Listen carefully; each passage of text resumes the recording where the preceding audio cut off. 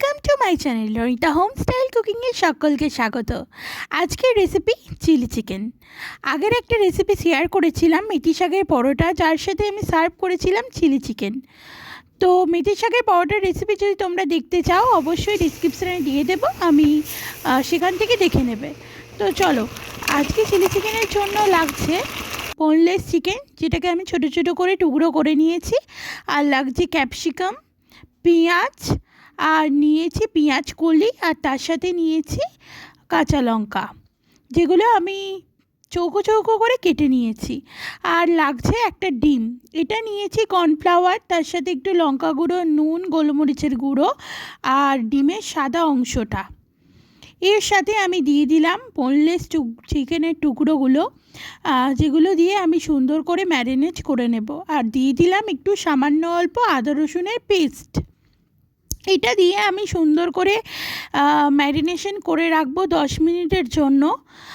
আর তারপর আমি এগুলোকে ছোট ছোট চিকেনের টুকরোগুলোকে ফ্রাই করে নেব। কড়াই বসিয়ে দিয়েছি আর দিয়ে দিলাম তেল। তো তেলটা আমার মোটামুটি গরম হয়ে গেছে। এরপর আমি একটা একটা করে চিকেনের টুকরোগুলোকে দিয়ে সুন্দর করে ফ্রাই করে নেব। যত সুন্দর ফ্রাই করবে তত কিন্তু ক্রিস্পি খেতে হবে।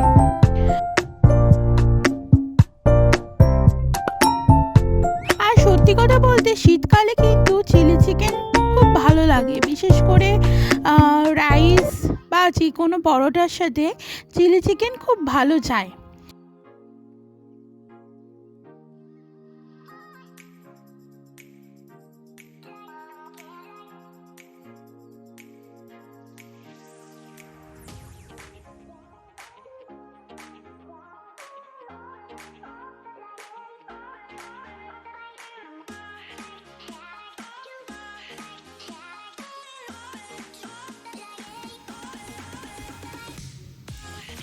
এবার কড়াইয়ের মধ্যে আমি দিয়ে দিলাম পেঁয়াজ, ক্যাপসিকাম আর কাঁচা লঙ্কা, পেঁয়াজ কলি। তো এগুলো দিয়ে আমি প্রথমে ফ্রাই করে নেব অল্প, খুব বেশি ফ্রাই করার দরকার নেই। তারপর দিয়ে দিলাম সামান্য অল্প আদা রসুনের পেস্ট, তোমরা আদা রসুন কুচি করেও দিতে পারো। আর সেটা ফ্রাই করার পর আমি দিয়ে দিলাম সামান্য অল্প জল। আর তারপরেই দিয়ে দিলাম সোয়া সস আর চিলি সস। এটা দেওয়ার পর সুন্দর করে একটু কষিয়ে নেব।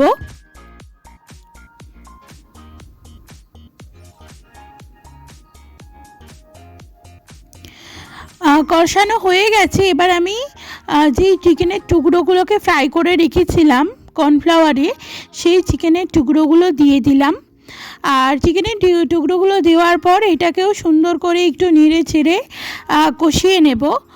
আর তারপর আমি দিয়ে দেব হচ্ছে কর্নফ্লাওয়ার, একটু 1 চামচ কর্নফ্লাওয়ার একটা বাটিতে জল দিয়ে একটু গুলে নিয়ে তারপর আমি এই কষানোটার মধ্যে দিয়ে দেব। তাহলে কি হয় যে চিলি চিকেনের যে গ্রেভিটা, সে খুব গ্রেভিটার মধ্যে থিকনেসটা খুব সুন্দর আসে।